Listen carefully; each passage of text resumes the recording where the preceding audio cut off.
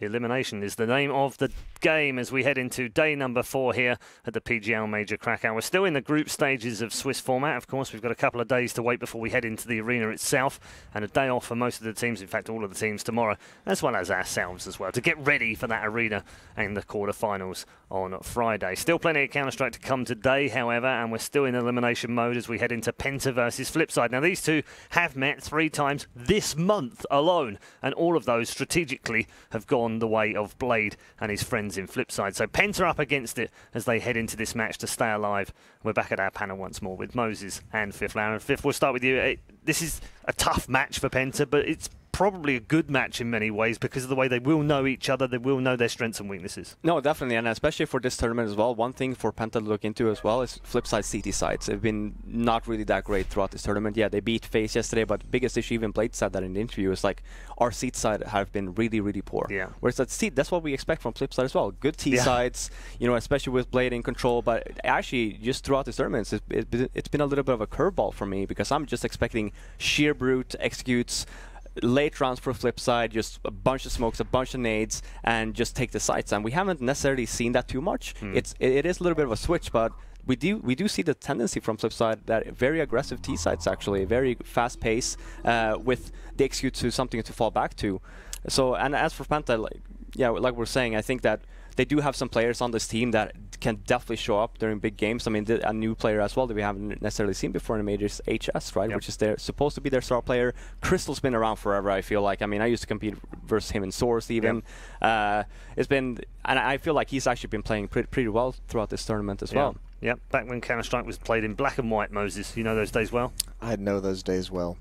Yeah, this Penta team is all about HS and Sunny. Those guys have to be incredible in this match, I think, because a lot of it is going to come down to, like Robin said, those executes that Flipside is going to have. That means players on Penta on the defense especially are going to get isolated by these smokes and Molotovs. We've seen how good Flipside is at doing that. So you're going to have some very good, at times, individual efforts coming out, and these are the 2 heavy hitters of this squad. So I think as well that this T-side from Penta, though, they've actually impressed me a little bit with how deep their T-side can go, because I've mentioned a couple times I watched their progression from the Mountain Dew League when they won that to now, and it used to be just these 4-1s, but now they're able to mix things up. They've been adding things into this playbook where they can open up rounds a little bit differently. They can open up in a different setup and get to that 4-1 later on, so you at least mask it. You know, and the other team can't really read what's coming, and that's where they're going to have to win this match, is on that T-side with that tactical depth that they've slowly been incorporating with the individual performances. They need to put rounds up on this Flipside CT side for sure, because the T side is going to be brutal, I think. How big is it for them, Robin, that they don't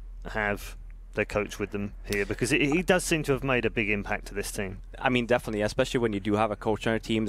It just relieves a lot of pressure, because right after the games, it's the coach's job to watch the demos, do all that work, right, and just give them the little detail coming into it. I mean, sure, there are other teams that just really likes to sit with the coach and just go through everything together, right? But at the end of the day, it just takes too much off of you. Like, the coach is just meant to be like, we should play this map, this their weaknesses, this way what we should focus on. Just be wary of they like to do this is why I like to play their spots. And you come in with that game and you still keep your own mindset, you still keep what you're supposed to be doing, but you give the small little details for each individual player within the team and be like, focus on this, think about this, and then it's supposed to help, right? Now, Penta doesn't have that, and this is something that even during the qualifier, I mean, this is a very experienced coach that they have, and it could definitely come in handy for this tournament. I feel like they could have probably played a little bit better if he was here, but now it's not, and now that pressure and that work gets put on the players. And now we've got to go head-to-head with a strategical mastermind as well in the form of Blade on the other side. Yeah. What we see him right now, he's probably reading strats right now. Literally, he does this before every game. Gets the mobile out, goes through a load of pieces. I'm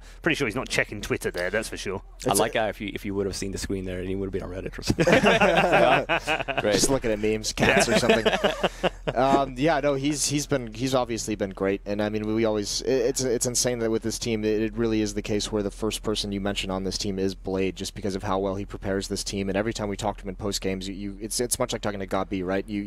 He lets you into his mind a little bit, lets you know how deep he's gone to win this matchup. So that's always quite cool and very interesting. But I mean, the big conversation around this team coming out of this event is going to be how well Electronic has developed and played. I mean, everyone has kind of called him out to be one of the next big players coming out of the region, and it almost feels like we've been cheated that Flipside has not played in any competitions or leagues throughout this year, because everyone's going to want to see this guy play. Yeah. And I get the feeling if the success they've had at the major and how well they've looked and how well they've played, they might just do the same thing again after this major. They might just disappear again for the next 4 months, and it's going to be a bummer. But their ability to read his Blade's ability to make the mid-round calls and everything is almost unparalleled that we have in the scene at the moment, and that's the biggest danger, is that you never know what's coming on these T sides. These executes have been brutal, and when you have guys like Markelov, like Waylander, being committed to taking over the bomb site through these smokes, around these Molotovs, they know exactly where to look. They know exactly which player that they're supposed to take out. They're prepared at all times, and that's really, really dangerous. Yeah, I think rightly we've highlighted Electronic for the plays that he's had, but one of the players that stood out in their second game, or their third game actually, was Waylander. Just the shots that he was hitting on Mirage was absolutely insane. But he hasn't really been that great this tournament. No, which is quite surprising, right? If you look at it, because Waylander has always, to me, been one of the not necessarily even consistent players within this team, but the guy that tends to show up. You also have World that before Electronic joined, which is, I mean, the main operator is also very talented, but then I think right now, I don't know if Wayland has been pushed to the side a little bit in terms of spots even, and in terms of roles within the team, but Electronic has definitely just taken that seat in terms of just star player material. Yeah, you can't say enough good things about him. He's another guy like Rob's, like younger. I mean, a guy we haven't really seen a whole lot, but like the sheer amount of like skill and mechanics that he has that's on display is mind-boggling. And then you add into the fact that Blade, as an in-game leader, obviously has him in a lot of positions where he can have a huge impact. And obviously, when you give him this kind of a system, this kind of a strategic approach to play within, you take a lot of the decision-making away from a younger guy, which is nice. Or you at least give him the framework with which he can make those decisions for himself. And everything seems to be pointing up at the moment. Okay. Now, before we get into Matt Veto's, which we're not too far away, why don't we check in with a man we haven't seen a huge amount of this major so far, and personally I'm disappointed. So let's catch up with Pala, who's with Zen.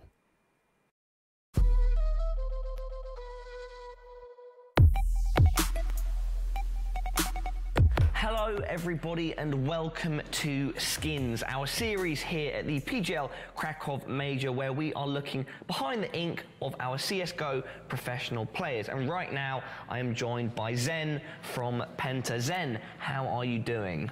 A little bit tired, but fine, thanks. Yeah, I mean, you're 1 day away now from starting the tournament. Have you got any initial thoughts or feelings? I'm super excited.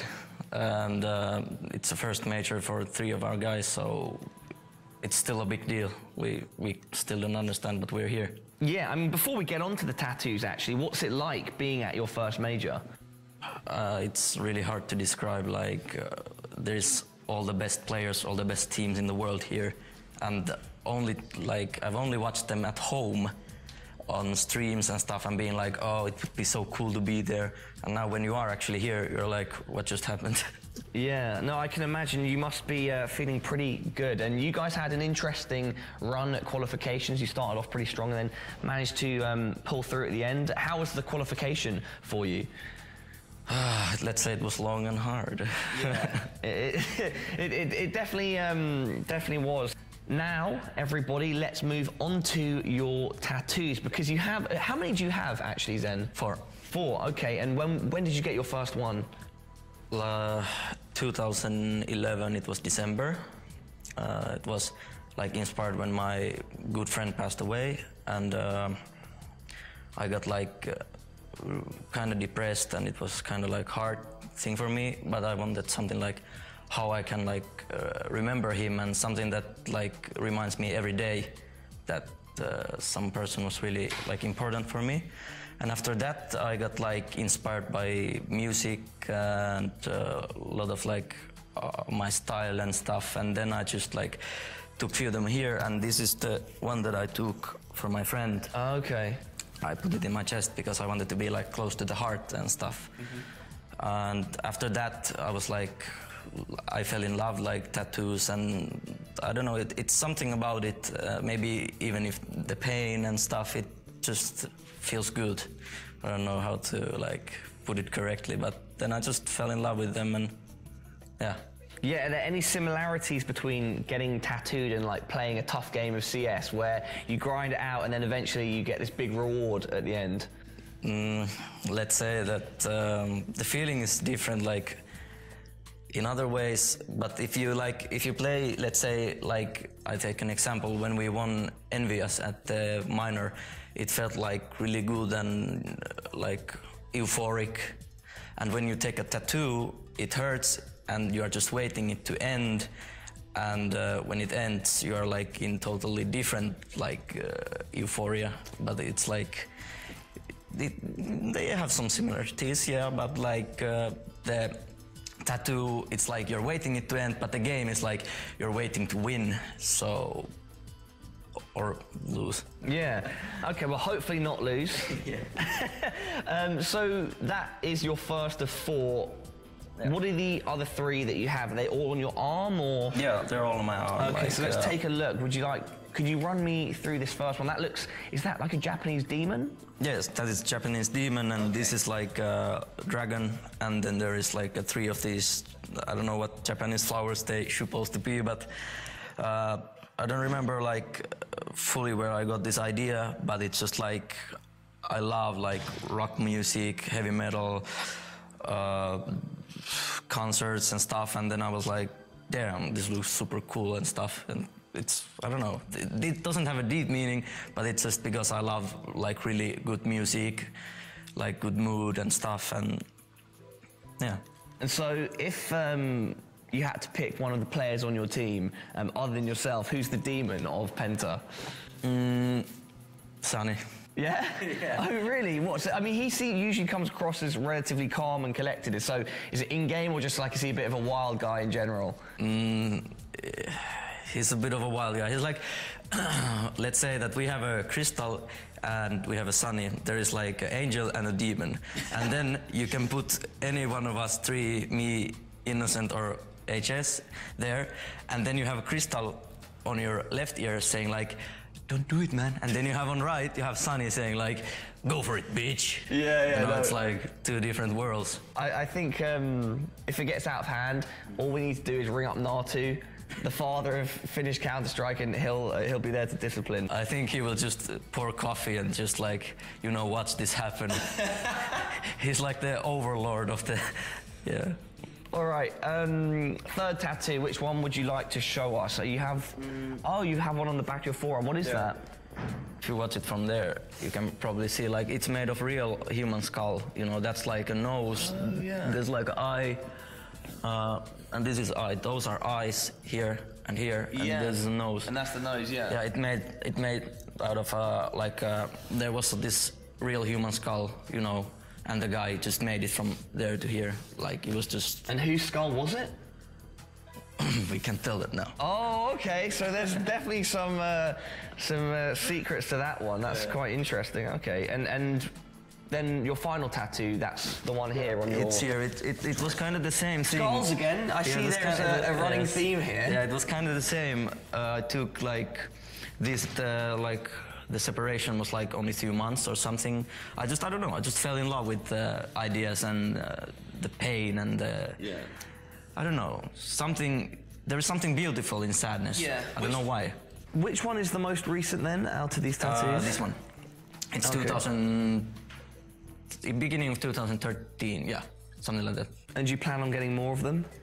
I have. I booked one time in 2015 when we were at Copenhagen Games, but I think it was stupid to book it before the LAN games. Before, you know, I was thinking about taking it somewhere in this hand, but when you're playing, you just want to be fully focused and not like being like, oh fuck, it hurts, it touches this and that.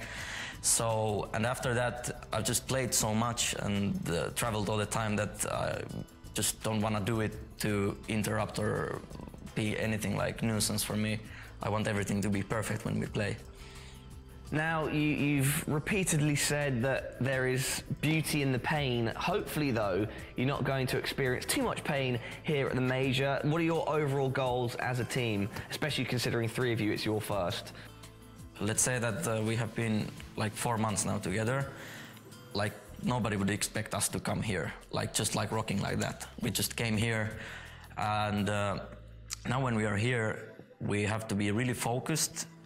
And our, like, let's say, if we are like honest and think this thing, these games are super hard for every new team here. Like, us, Vega, Beak, and so if we manage to show our A game and pull like whatever, like 2-3 score, I mean 3-2 score, and get through to the legend status, that's like that is like our goal. Even if it's hard to reach, we're gonna fight for it. Like we're gonna give it all. Well, I'm very excited to see how you guys do, because I think your performance at the qualifier was definitely one that people could go back and watch and see how much hard work you guys put in. And so we'll have to see if it's going to pay off now over the next few days. Zen, best of luck, and thank you for your time. And you've got some pretty awesome tattoos. Thank you.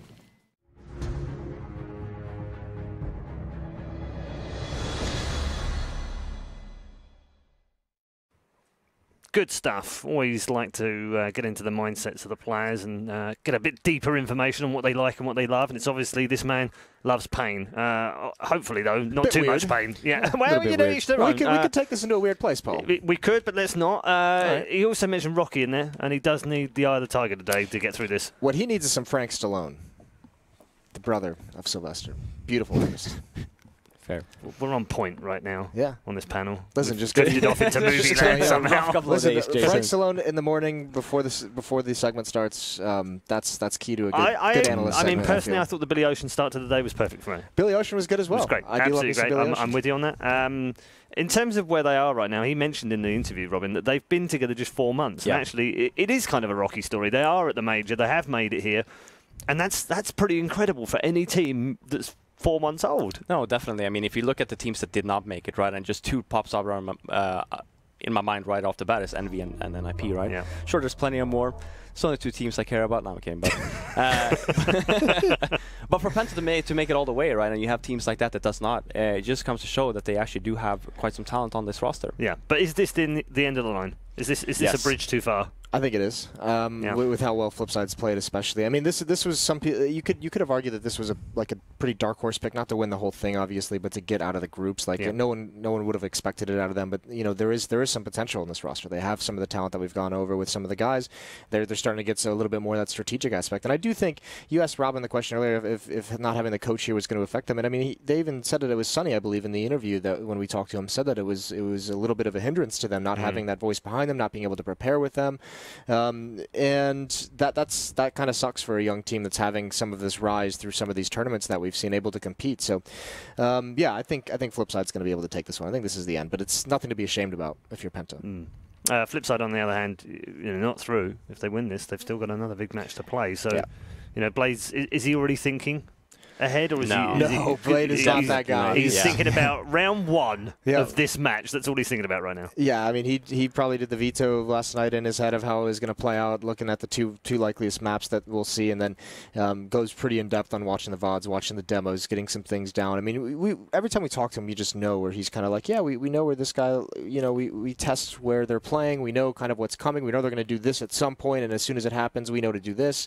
I mean, he's just got everyone on the same page, which is an incredible thing to see. I mean, it's incredible from the in-game leader to be able to have that presence and that knowledge within him for the game, but it's also incredible to have the 4 people around him buying into that to the level that they do, because this only works if everyone's like fully invested into this way of doing things. And he's not always had it like that, has he? The players that he's had. No, he's had Simple on his team. So I mean, that was when Simple was a little bit younger, and obviously trying, like we see a Simple now that's trying to fit into Navi and being a very good teammate and trying to find his role within this team. It wasn't the case when he was on this Flipside team. Another person that comes to mind is Bondic, right? Yeah, Bondic as well. Didn't like it whatsoever. No.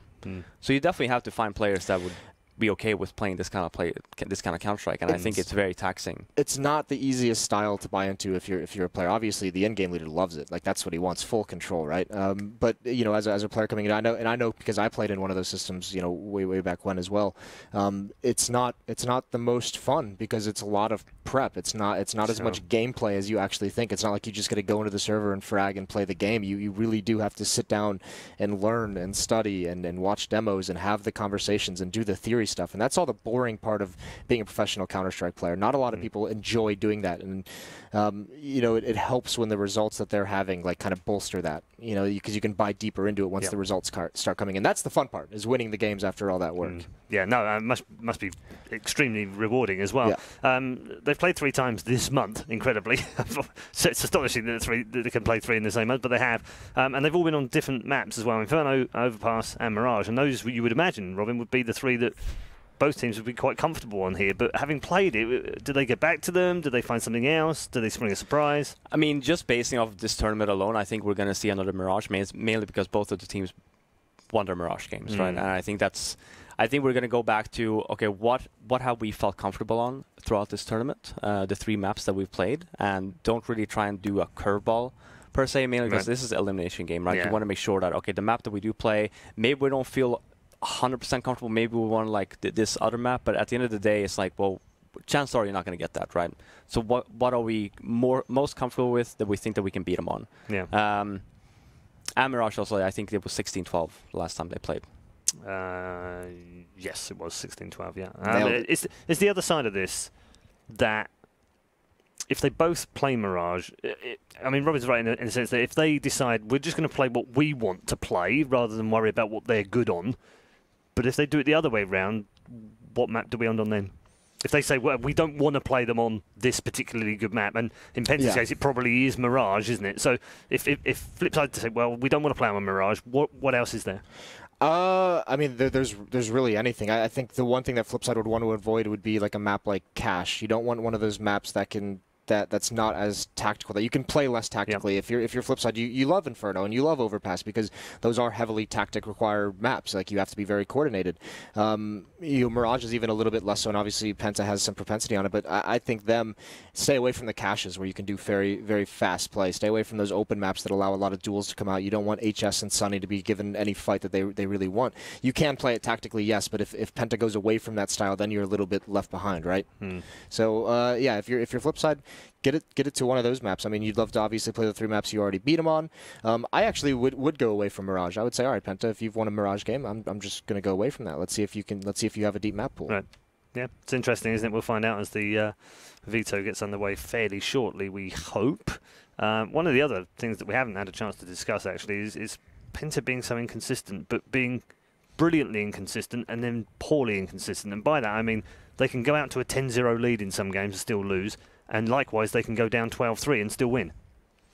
Yeah, it's the thing of a young team, right? That's the inexperience, I think, showing, is not necessarily having all that experience as individuals and as a unit in these kind of situations where it's one of the hardest parts of Counter-Strike is breaking out of like that rut in a game, like where you are down 5-0 and stopping that momentum and making the proper, because I mean, as well with these guys, you're going to see some mistakes come out. You're going to see some poor decisions, and it's really hard to do if someone, just one mistake can change the round. And if you're not making the perfect plays, the right plays at the right time, you're just never going to get out of that. You're always going to just be a little bit behind in terms of your economy and everything like that. So that's also where the coach could come into play. That's also where you have someone who can call that timeout and give you the knowledge and just say, listen, this is what you guys are doing wrong. This is what you need to do. This is how you win these kinds of rounds. When this comes, you do this. And that's the experience they're lacking behind them. That's what Nasu is bringing to this team. Yeah, I'm sure you even see like a stat in that, actually, how many timeouts have been called with teams that does not have a coach versus a team that has a coach, right? Because when you don't have a coach, what are you going to take the timeout for? Well,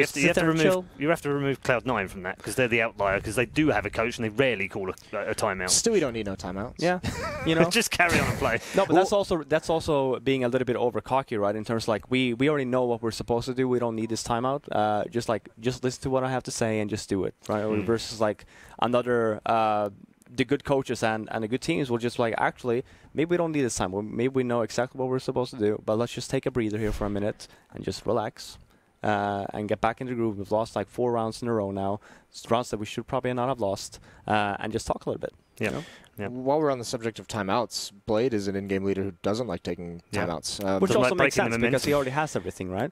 Yeah, but I mean, we're talking about, if it would be nice at times to take timeouts. Like if you're Flipside, we have seen them go on those streaks where they're not winning rounds. They're not, 6 rounds in, they're not doing something. And you'd think at some point, yeah, he probably has all of it in the head, but why not take the 30 seconds, let everyone calm down, maybe just give yourself extra time to think about it and think about what you want to do, and maybe if you want to change something in one of the tactics. So he's someone who has that game plan set throughout the entirety of the half, and I mean, he does believe that because he has the game plan set out, that he can make it work as it goes. You know, it's a full half game plan, but you know, those timeouts allow you at times, the big strength is it allows you to deviate that and change the game plan, and you just have longer to consider what you want to do. And normally as well, I mean, when I used to play, when we used to use timeouts, Exist still had a very clear mindset in terms of what he wants to do with the team. But another use, if you don't have a coach specifically, because obviously the coach sees all the monitors and he gives you a better understanding on what's going on, right? It's just take the time out and just ask each and every player, well, like, what's going on in your position? What's going on here? It's like, well, they're playing very aggressive. It's like a 20-minute timeout, isn't it? No, but well, when he played, they were, to be fair, like 2-minute timeouts, weren't they? Yeah, possibly. They were, actually, yeah. But even then, like, we were talking about, like, okay, guys, I want to go B next round. What do they tend to do there, right? And it's like, oh, they tend to play very aggressive. They throw out the smoke in the beginning. Then you have an expo flash, and then if they don't see anyone, they hold their mollies. And if they do see someone, they're gonna molly the choke point, and then they're gonna fall back, right? It's like, okay, great. So this is what we're going to do with that, right? It's just very, very simple communication that takes longer than 15 seconds to manage.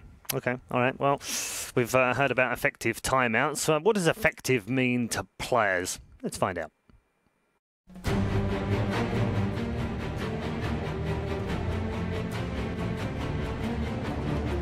I think you're an effective CSGO player when you're ready to do what the team needs, and that can really be different for different players because, well, you don't need 5 of the same players in the team. You need a guy who's just more focused on his own fragging, and you need someone that's ready to help him, and you need someone that's ready to run in and maybe die for his med. If you want to become an effective player in Counter-Strike, the first thing would be for sure to play for your team, to play to win, because we have a bunch of players that can top frags, can like drop 40 bombs every single time, but their team is like still losing, and this is not good. He's never gonna be a true champion. So to be effective, we have to play for your team. We have to play to win, and not only do like frags and not only like stats and these kind of things. So you have to be in a position that you can like help your teammates. You have to frag on the right time. You have to win the important clutch situations. So yeah, basically you have to play for your team.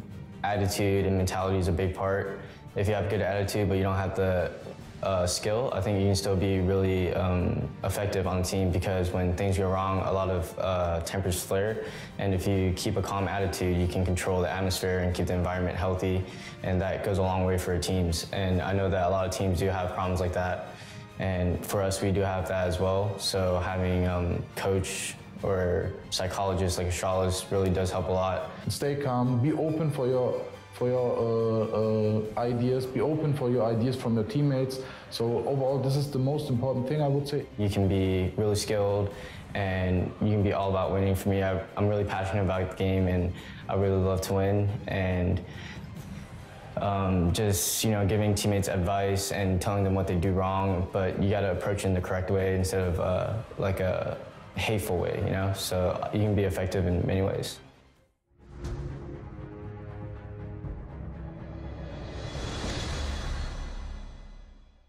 Effective stuff from the players. Thank you very much to all the players that took part. We are into the veto, so let's get cracking in terms of what map we're going to be playing. We did discuss a little bit earlier on, Jason, about where we might go, who might pick what, and whether they employ some mind games in here as well. What do you expect? Well, I'm not even sure what to expect with Flipside, to be honest with you, just because we don't have a great amount of information on them, but also because when you see them play against, you know, when they're the underdog, they allow the other team's favorite map to go through. In this situation, you don't have to do that necessarily. You can test it a little. So I think, I mean, Mirage is a good shot that you can go towards that. Still there. And it's banned. That's in front of that's banned, yeah. Yeah. I mean, Mirage is still waiting to be picked if they want it, or they can go to train. And it's interesting that as well, because we always talk about... Oh, right. Okay. Another train. Well, and it's Penta that have picked train, yeah. Which we said we thought it might go round the other way, and if it fell to those two maps and it was Flipside's choice, they probably would have gone Mirage, thinking, well, all right, then we're comfortable on Mirage. Yeah, but this is a map as well, the Penta. We've seen them have success with that kind of... They do like a really simplistic style with those inner bomb hits, where it's literally just 4 players walking, execute, and they have a lurker towards Ivy. But the big thing we've seen them able to do is if that works, if they can establish that as a working tactic, that's when they can really start to bully you in the sense that it is going to be a lot on Blade to read what's coming, because we've seen them do the fakes inside after that works and have a heavy play towards Ivy, or initiate the inner hit with a play towards Ivy instead. He's the first guy to go out. He's not a lurker. He initiates action, gets 1 pick, and then goes towards the inner bomb site when they shift the rotate. So there's a lot of things that Penta's been able to do on this. But like you said, we have seen this an awful lot now from Penta. This is almost a patented Penta inner bomb site hit that we saw. I mean, they did it 8 times in a row against Optic, and it worked 8 times in a row, right? So it's obviously hard to shut down, but they've done it so many times now. Surely Blade's ready for that. No, but yeah, perhaps he is. But then again, we go back to Flipsid3 decide throughout this whole tournament, right? So like, maybe they do have a good idea on what they like to do. It's all a matter of we have to shut them down first as well. And if HS is playing on the other bomb side, the guy that we're talking about, even Sunny, right? Now I don't know specific positions that I like to play, but hey, just avoid them then, and then you're in a situation it's like, well, we have the bomb site, what are you going to do? All right, okay. Thank you very much to both Moses and Fifth Lauren. Time to hand you over to our commentary team for this second game of the day. Elimination on the line for Flipside and Penta. Let's head back to Anders and Semler. Yes, indeed, another heartbreaking match coming up again. The 1-2 teams are playing, so someone is going home, either Penta or Flipside. I'm excited. I'm not smiling at the prospect of somebody going home. I'm smiling at the idea of having that as like a ringtone or something. Fifth just saying, "What are you gonna do? What are you gonna do? What are you gonna do?" I love Fifth so much. I'm so happy he's back. Trash talking Fifth. It's hard to imagine, isn't it? I know, man. I know. Can't see that world really being real. I think this game is going to be, again, really accelerating. Obviously, I have a sort of, an implicit bias in this one because, Markolov is playing and all of that stuff. Who do you think is going to win, Sam? That's the real question. Oh, man, this is another very even match, though, because, well, Flipside have played Train already once. They lost to Navi, right? And so maybe there's a little bit of information, data, to pick up there on the part of Penta. But then Penta are kind of like this unknown quantity as well, where you're just like, okay, they have star talent in the form of Sunny, which is interesting, given, it's not just Alu who's the big top dog Finnish player on the block anymore. All of a sudden, Sunny has showed up, and he showed that he can definitely hang. Yeah. And then HS, Estonia, another Estonian. Another right? Estonian. And so, our other Estonian exited the tournament just now, which is so sad. I know. Is there going to be a trend developing? Is that what you think? Yeah, I do. Sadly, because I actually think the Penta story is just an amazing one. Like, I spent quite a few nights sort of trying to sort of wrap myself into the idea of like them making it through the open qualifier and then the minor and then the actual major qualifier, and then now they're here in the group stage. And was it comfy once you got there? Yeah, when you wrapped yourself up in it, I would say it was inspiring. Would be the word that I would use. I think again, it's one of those really fantastic stories, because I think this is something that people maybe don't often think about. Counter-Strike has quite a steep learning curve if you want to make it to a professional level. Like, I think people make this mistake all the time. They think that, oh, well, if I'm global elite, then, I must be getting near sort of the pro level. It's not even the same thing, not even close. Oh, no. So to become a player that can sort of play in a team and handle all the stress and all the rest of the skills that are required to make this work, all the communication and all those things, is really, really hard. It usually takes people many years to get even close to being in that realm. So for some of these players who are sort of coming out and, they fly under the radar, we don't really think of them, if someone had told me 6 months ago that Penta would be able to qualify for the major, I would have said no way. Absolutely no way. So yeah, it's super impressive, and I think it makes the game so much more interesting. I'm loving it. And Flipside in some ways too, in their own bizarre way, from not playing any games at all, just showing up at the major qualifier, and it wasn't easy for them to make it through, but they did eventually. And now they're here. Yeah, I think all of this is just very interesting, and I think it adds so much to obviously the game that we all love. So yeah, but I'll put my money on Flipside. You put your money on Flipside. Partly for the Markolov nostalgia. I mean, mostly for the Markolov nostalgia. Okay. But also I'm glad you're being honest with us. also partly because of Electronic. He's a beast. He is an outright beast, yes. Okay. Yeah. I mean, I was going to go with the whole angle of Blade, tactics, team, having a bit more structure there, perhaps a little bit more experience as the roster together. Yeah. These sorts of angles, right, to work with, on top of obviously the fragging power of Electronic. Yeah, and it's true. And Blade is one of those sort of mysterious leaders that we don't get to hear enough of him. I think like I want more Blade interviews. I want more.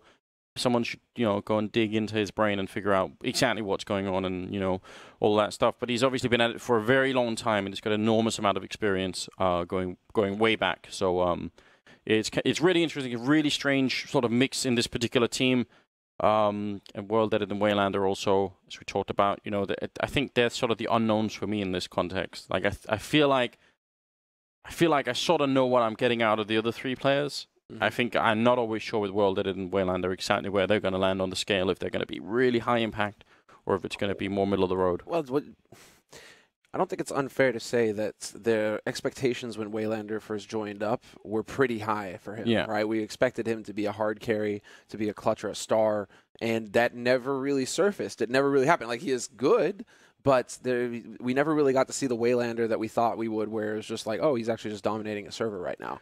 And, I mean, one thing that we know that he can deliver consistently are, faces. Yes. He's very good at that. It's not an insignificant point. I mean, obviously, none of us are sort of mentalists, so but you see, it seems like he's a very emotional person. Like, you see the reaction every time things don't go the right way. So hopefully we won't be seeing too many of those faces here. Again, whoever loses is going to be going out. If you are just joining us, definitely get all of your friends invited, get everybody involved here. I know it's early, but these are some of the games you don't want to miss because a lot will be decided based on who goes through. Already in the first match, Cloud9 managed to defeat Mouse Sports, and they are not through to the playoffs, but at least they're still in the tournament. You know that famous Shoxy video where he's giving that 40-second warm-up speech, right, to his team before going into the match, with 5 fingers on one hand, and this is our server and all that. I feel like Blade was just giving one right there. It's like if we could get the comms and hear what Blade was saying there. I'm pretty sure he was just trying to get his team hyped up because he was definitely speaking energetically there. But it looks like we're one player off of being ready here. I mean, we heard some, I think this was actually during the major qualifier, we heard some truly disturbing interviews from Blade where he was sort of saying, yeah, well, sometimes the team sort of does whatever they want. Yeah, that's the last thing you want to hear out of any leader. That just cannot happen. But, maybe they are slightly crazy. Maybe that's the strength. Train, he has dropped some of the craziest numbers out of any pro ever on this map. True. So, there is always that possibility as well. If you're going for a long shot kind of gamble, World Edit could just, today is his day. And then all of a sudden, Train, oh, great, okay. Now I'm just going to go ahead and drop a 40 bomb in regulation with an AWP. I mean, we have seen it before. Just waiting now for them to get underway. They are passing the veto to actually start the game, so it can't be very much longer before we are headed into it here. On the Penta side, you mentioned HS, you certainly mentioned Sunny as well. I'm interested to see as well how Crystal is going to be playing. He had some incredible game yesterday. Like, it was really, really fun to see some great flicks with the AWP. He is an out-and-out veteran. I mean, yes. Been playing on stages for years and years, going back into Source. So, I mean, Crystal it's interesting, the story with Crystal as well. It feels like big. Penta, it's a lot of guys who kind of were here at the beginning of CSGO and then just kind of dropped off the map. But all of a sudden, we're seeing this resurgence where they take a risk, they put a roster together, they put everything on the line, and here we are at the Major watching Crystal play once again, which is a real joy just to see the old hands, the vets, getting back into it. But it looks like we are live with the pistol round now. Oh, yes. It's all going to be decided today. The last playoff spots are in contention here. And Penta are going to be starting on the CT side, Flipside on the terrorist side. They've got a fair bit of utility. Smoke, Molotov on Blade. Whenever you see that, you have to look at the other team to see if they have a smoke, and they do on Crystal as the defuse kit. So they're certainly prepped for any kind of shenanigans on the B-bomb side, which could well be what we have in store here. It's going to be fun to see if they will be able to put it down right. They have that smoke for C connector as well, so I would bet that they're probably going to use the Molotov for a little bit later. Oh, they're already priming it, so maybe it will be going out quick indeed. It's going to be for the C connector instead, so no late game play this time. Bomb is on the bomb side, and it's about to go down, but HS is coming in from behind. Big flank here. Markolov taking the fight with a cross right in the lane, and he's going to be able to take down HS. Crystal falls next. Great start for Flipside. Yeah, both big kills. And now it's just the aggression coming in here from Electronic, just pushing forward exactly what he needs to do. He does his job in the sense that he gets the one kill before getting traded. He maintains the man advantage for his team. And right now, this is looking like Flipside will have this on lock, although Zen is trying to actually fight back. Zen getting 2 kills, another one for Innocent. They have to be careful. There is still a kit in play on Innocent. It's a matter of World that is staying alive. Will he have the time? He is. Yes. Just barely going to be able to get in here. How do they lose that round, Flipside? They get 2 opening kills. It should be in the bag. Done. Yeah, that's a grotesque fuck up from Flipside. Like, there's no other way to put it. Like, you know, family show and all that, but that's more or less unforgivable. They obviously could not. I'm not sure they exactly knew how low the Penta players were, but you don't lose a 4v2 in that situation ever. Yeah, look at World that. He knows. Yeah, they definitely know. That's an unreal round. And that can shift everything. For a second there, you're thinking, well, everything's gone right for Flipside. This is a fantastic start. Now, that is the kind of clutch hype round that could just get Penta rolling for days here. Yeah. In a perfect world, Flipside turn this right now because a lot hangs in the balance here, and especially mentally for them for maybe the rest of this half. We'll see how it goes. They're trying to get out quick onto the bomb side, but HS there to shut down Blade. That's a good start. He does go down to Electronic, so couldn't quite hide in the smoke. It was a good idea, actually, to try and do that. So still early on here, but great turnaround from Penta. You've got to give them credit for that. Markolov with a flick headshot there from the pistol, taking down Sunny, and now Crystal fighting out in the open. Got to be very careful. They're doing a great job with the FAMAS, taking 2, Innocent with 1, and that leaves World Edit to go down last. A testing round there for Penta, and they pull through. Well done. Out and out chaos. And yeah, an unfortunate break there for HS. Just, he doesn't see Electronic. Electronic just barely dodges him, and that costs him his life. It could have been a bit neater there for Penta. But Flipside, I do love Markolov, man. Walks right around the corner, pre-checks boost. He's like, right, I will collect my frag now. And Flipside showing that, of course, they're not going to go down without a fight when everything is on the line. But with that force buy after the bomb plant, you can tell that Blade was like, nope, we need to get back into this immediately. And it doesn't pan out that way. And so this is going to be the big round here for Penta. How many players can they keep alive? They have Innocent with the MP9 looking to farm some cash. But the main thing here is keeping these 4 rifles alive and in play. And going aggressive like this is a bit dicey, to be fair. Gotta be very careful. Sunny, though, trying to take the best angle that he could there. Will be going down eventually. A bit too much of a giveaway here. I agree absolutely, Samler. That was unnecessary for Penta. Yeah, I don't understand why they're pushing aggressive when they know it's going to be a Nico. See now, with the mistake for Flipside in the pistol, and you know some rifles being risked here, maybe you're starting to wonder: are these 2 nervous teams that we're watching? I got the sense that both.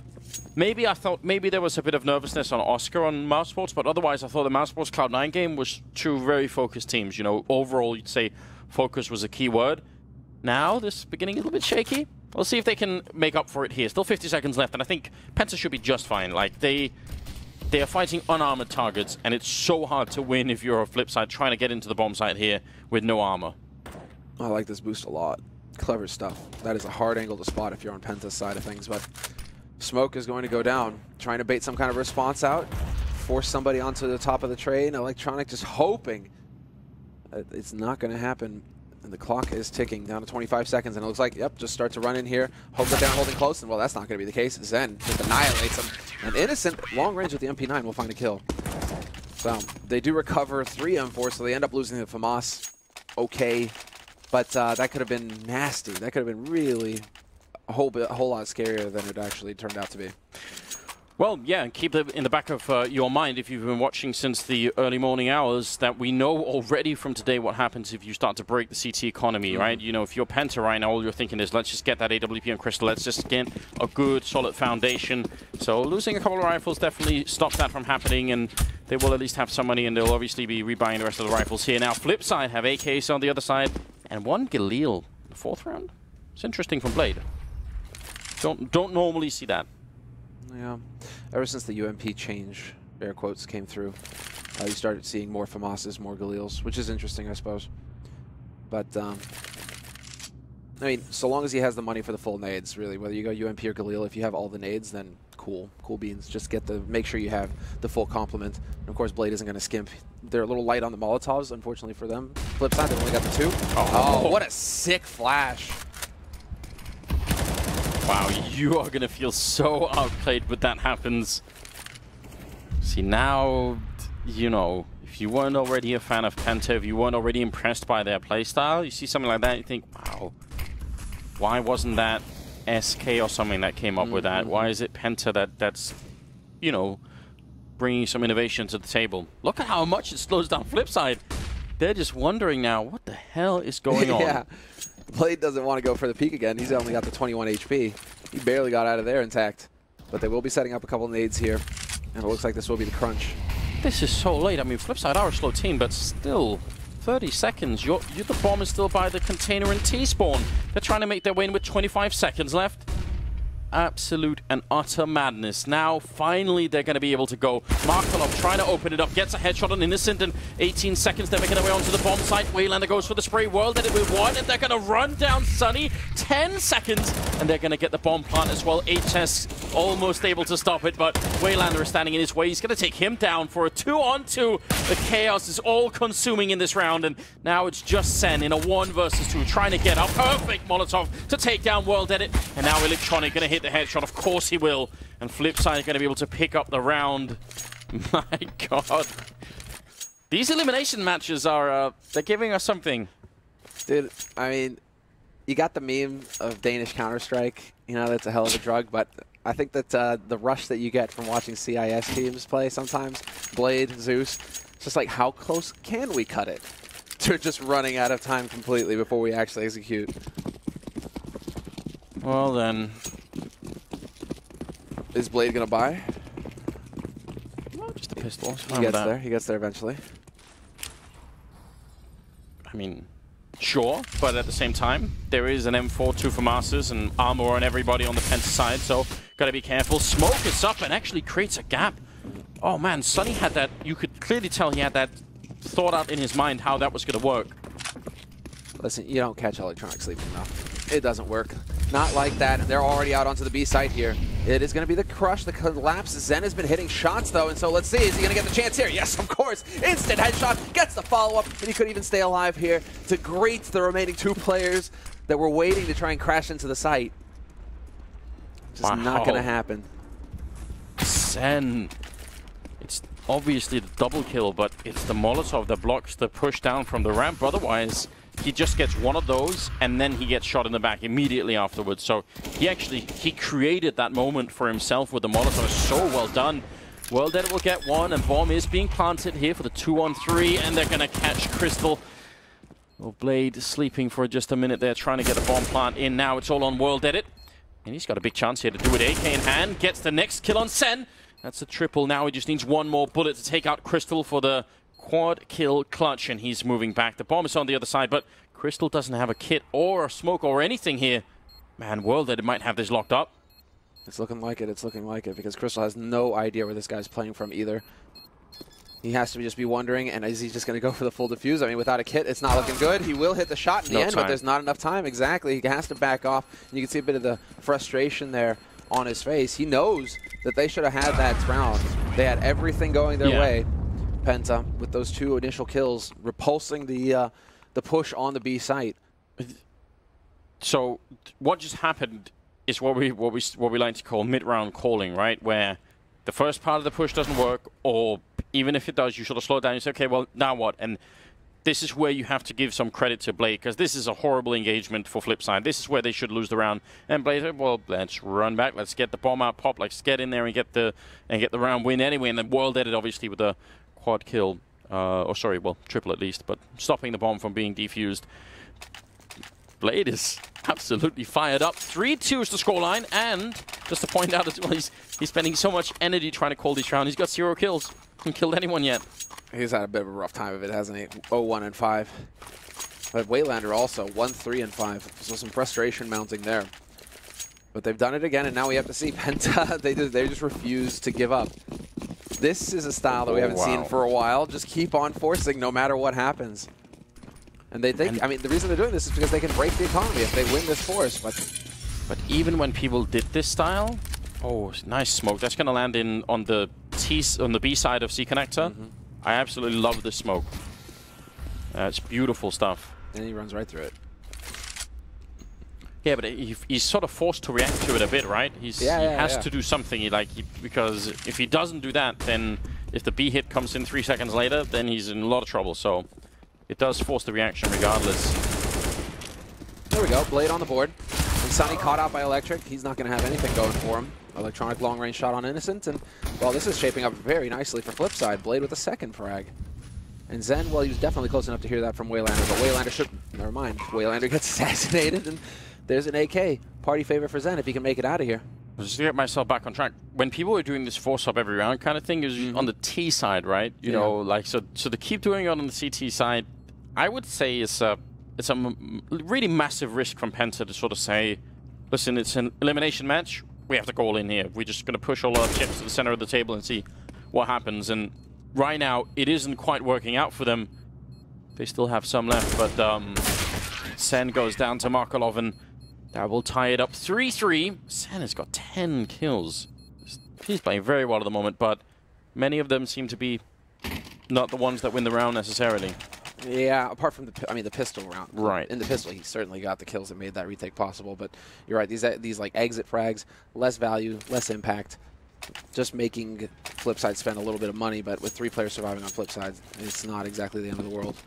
And so we will get that buy coming through here for Flipside and the eco finally for Penta. They do invest a little bit though, Sunny and Zen in the Kevlar and the pistols. But Crystal's trying to make that op happen. He's only on the USP. This is where you hope that the Penta leadership is good, that they can take a deep breath and say, listen, it's fine. We've still got, like, plenty of time left. It's only 3-3. Let's just pretend we lost the pistol and that, you know, it's been like that. Let's not even think about what's been happening in the first 6 rounds and refocus our efforts on the remaining of this. Let's get too ahead of ourselves, I guess is what I'm saying. Still plenty of chances here. Nice triple push into main.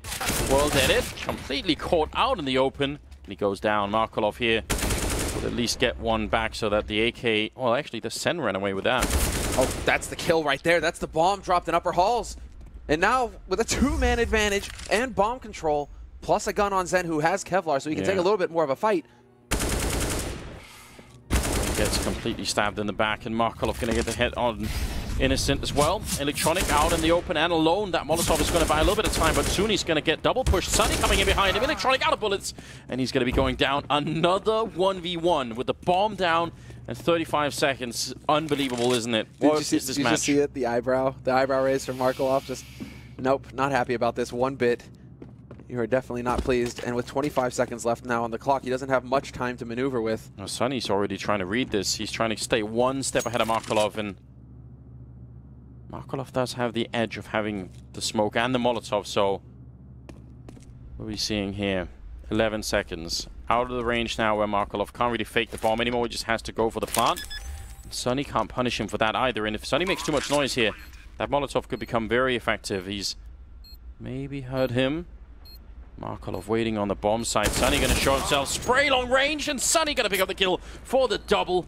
It's very well done. A big round coming in here for Penta.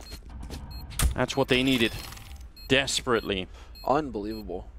The fact that they actually make that work. These chaotic situations are just favoring Penta. Well, okay. The real thing here is just World Edit is going to feel sick to his stomach because he turns away. The 1 second he's not watching A main is when 3 guys walk past the gap that he's watching. And that's what starts it all off. It was also that it's one thing that he wasn't watching. It's also just that he was so far out from the corner that, like, if he had just been, you know, at the edge of the corner but sort of looking the wrong way, then he could have probably just taken a step back and he would have been fine, right? He was standing sort of just a couple of steps in, so as soon as the first USP hits him, it's like, well, you're not getting out of this one. The worst part is that he was checking an angle that was already held by his teammate, so it's not even necessary that he looks away from main. So, I mean, that's just tough. Those small decisions will end up costing you, and right now, that puts Penta back into it on an eco round win. So you can see the effect that has on their economy. Crystal with the AWP, Kevlar as well. They have the kit on Zen, but a very good nade count. And so it just, you know, it can't be easy for Flipside. It always has to be a battle. Yeah, they've expended their whole bank buying into this round. Crystal has the AWP. Flash in, sees the feet flick up, really connecting Dangerous for Crystal to try and follow that first guy, but again, a push in. And HS actually setting himself up this time, nearly takes down Markolov. They are so aggressive. That's got to mess with Flipside's mind. Yep. This is going to throw you a little bit if you're Blade. Just you're not used to having to deal with these pushes all over the place, all across the map. You don't know where you're safe. You never feel safe. And so that will perhaps force them into changing up the pace here a little bit. Flipside, it is interesting. It looks like it's going to be the execute onto the B site here. They have two pushing out on upper. Blade and World Edit trying to get out as well, but Crystal will find the first shot on Electronic, and Crystal rushing forward. He might be able to trade here versus Waylander, but HS will hit the shot instead. Bomb is going down, but they have very little control right now. They need some help from Markolov, who's sort of coming in from the back line there. One grenade, softening up Blade a lot. Another Molotov to make sure they can't stand on the side itself. But right now, Penta have a really good shot of the retake here. Be surprised that they can't make it. There's a headshot coming in. Markolov, this Molotov, they actually don't have a smoke, but still, they've got a lot of time, so... Where did Zen die? He had the kit. Oh, wow. You're right. Markolov. Now the defuse happening with 10 seconds. Innocent goes down as well. Is there going to be a grenade follow-up? It's not going to stop the defuse. Right on it. Sunny still seconds left. He's got the time, and Markolov is going to be going down. Full 10-second defuse. Man, imagine if there had been just any little mistake there. Could have gone horrible. What if Markolov just, instead of going up, or he just runs lower? Yeah. Then the teammate is covering the wrong angle, but now things are looking so much better for Penta. 5-3, that breaks the Flipside economy. My God, this game is just very, very intense. It's chaotic, and it's for sure. And well, so far, Penta, you know, they seem to be thriving in it. Whereas Flipside, it is going to be the round of eco for them. I'm curious to see what they have in store for us. 3 towards Ali very early on. So it looks like it's going to be some pressure on Innocent. With World Edit already moved up close. What's going on in the meantime? HS and Sunny have pushed Brown Halls, and they're going, once again, you know, it's like, okay, HS with the UMP, right, fine, go ahead and push and look for some fights, but don't risk the rifles too much, boys. They're playing such a mind game, Penta. It's really, really, and we almost never see this happen. Crystal, a bit scared. Waylander, oh, sorry, World Edit trying to see if he can catch him. And a strange fight that's going on here, allowing Crystal to get further back. And Sunny has got the other angle covered, no problem here against World Edit. Markolov goes down to HS, who's on the hunt with the UMP for a triple. And that's 6-3. So all of the aggression, all of the risks taken by Penta early on, now it's paying off. Now they're coming back in it. They've got the economy established. And Flipside, they need to show us what they've got here. Now's the time. Sen, the monster in this game right now. They've got 14 kills. Yeah, I love it, man. It's showing just how much talent is out there right now when all of our focus going into this is, you know, HS, Sunny. But then, you know, Innocent, Zen, they can definitely do some work as well. Although Innocent, I think he hasn't had as much fun. He's sitting at 5 ranks right now. Just the fact that Zen is going ham. It is a joy to see. Oh. Waylander did the pop flash, did the quick peek, and somehow still didn't spot out HS. Which is, he was standing at, you know, up against the wall, but I'm pretty sure he saw him. So that was probably just like his mind was somewhere else. Not fully registering the details. World Edit. Well, he's making a little bit of noise over here. He's got Markolov to back him up. Blade outside of A main. And all of this aggression in A main as well is just going to force, unless they get main control very early on Flipside, you know, if afterwards there's like, well, great, okay, now how do we proceed about getting this back? Do we even bother? And it doesn't look like it right now, at least. Electronic and Blade kind of hanging around. It's World Edit now, making a little bit of noise over there. I mean, what you want more than anything now is Penta to do like a late retake of A main with Molotovs, because then Flipside will feel very much outplayed. Yeah, look at this. Look at how careful Blade has to be. You know, World Edit setting up for smokes, and Blade is just worried that somebody's going to come around that corner at any second. Grenades are in again. We're down to 35 seconds here. Flipside, suddenly they've been a bit outplayed, and HS again with the aggression, taking down Electronic this time. The rest of the push has to continue. A bit of an opening, but there's still a guy in the middle of the trains, and that's Sunny coming with a lot of damage and the kill, dropping the bomb with 20 seconds and putting a Molotov on top just to make sure that no one's going to be able to pick it up. World Edit goes down. And the Finnish player coming out big in this round with a double kill. Sen getting one for good measure, making it 7-3 now. Penta, man, what a story this is. And such a terrible start for them here on Train. They grind it out. They keep their minds in it, and now they're looking great. Yeah, now they're like a boulder rolling downhill. Who is going to stop them on flip side? I mean, they aren't winning duels either, and that's the key thing here. And it looks like we will have the tactical timeout, yes, getting called. Okay, so you can see the countdown at the beginning there at the top. 30-second tactical timeout. And that's flip side using their second one. But they aren't winning duels either. You know, HS, he keeps pushing Brown Halls because he keeps winning these fights. You know, they push A main because they keep winning fights. And that's going to be the key thing here that Blade needs to tell his teammates. It's like, just, you know, calm down and get your heads in the game because you guys can definitely take these. You can definitely win these duels. And while Electronic, you know, we're kind of looking at you here, man. You know, like, get in there. It's a very disruptive playstyle that Sen is throwing at them right now, or HS. I mean, just being that aggressive. It's not even, there's not even any sort of particular timing. It's probably based on instinct. You think, okay, now I feel like I could probably do it. And the timing is so good as well, because as he gets the kill on Electronic, Flipside have just let go of the grenades. So they have to commit to it. You know, there's not like they can say, okay, let's just fall back and wait and take the fight with him over at the hallways and then we'll go. Absolutely. They don't have time. They've already thrown the grenades. They have to commit, and they just run into a huge stack here. Oh, there's an HE, and World Edit gets shredded.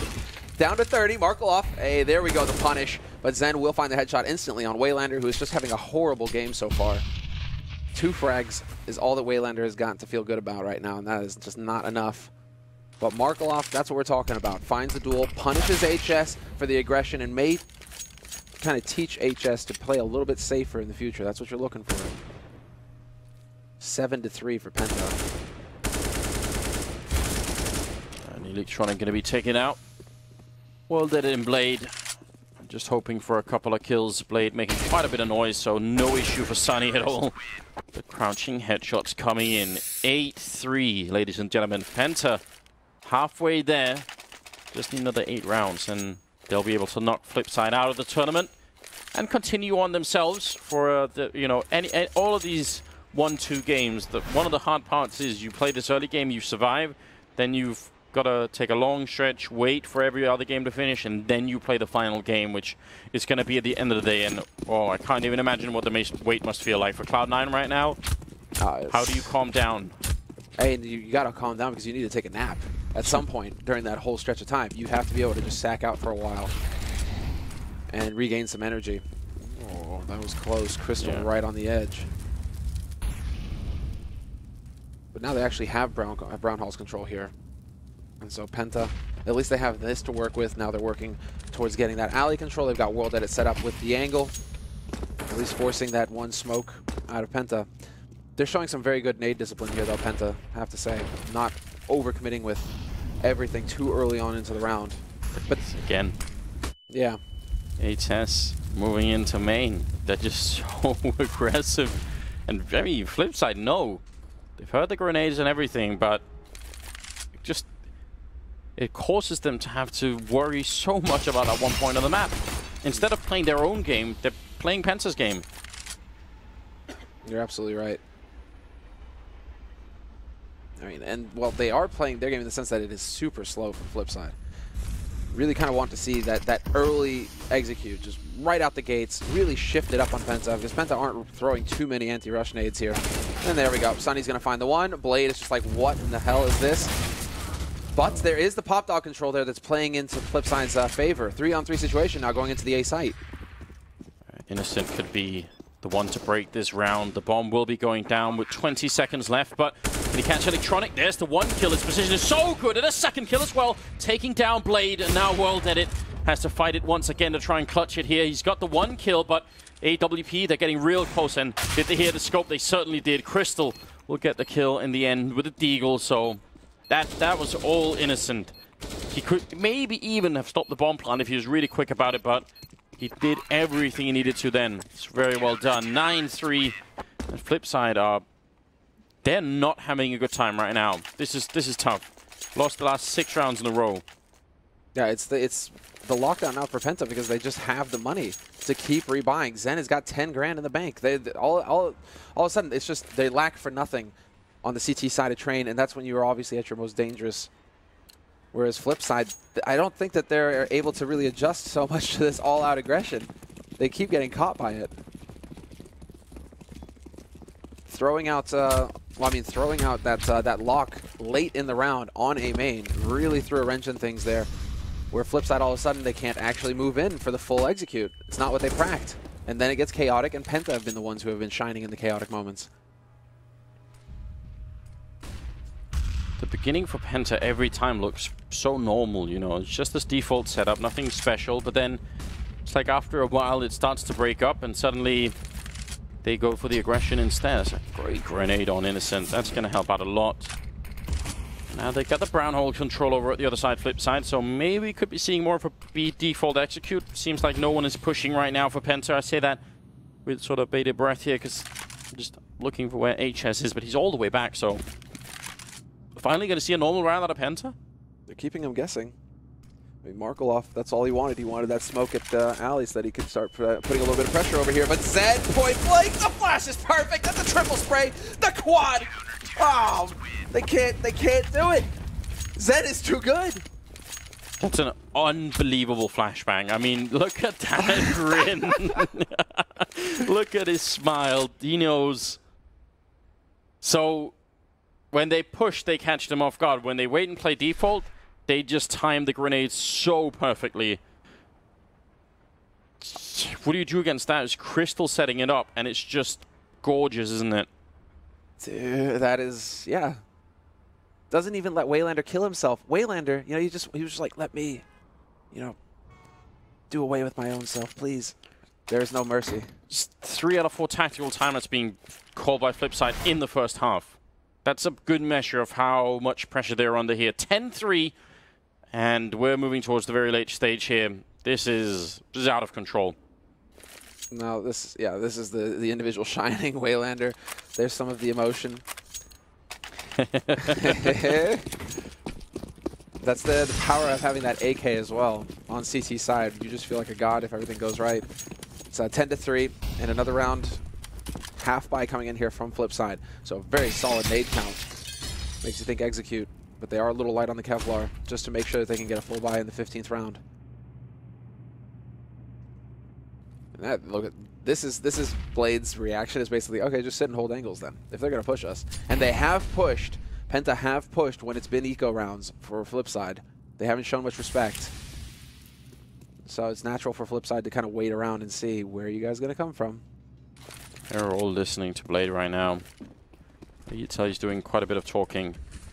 Smokes are out. Counter smokes coming in from Penta. This time they're not gonna push, it seems. They're gone back to a more conservative style, and it feels like they are just in the mind of Blade right now. Like they've really read him incredibly well.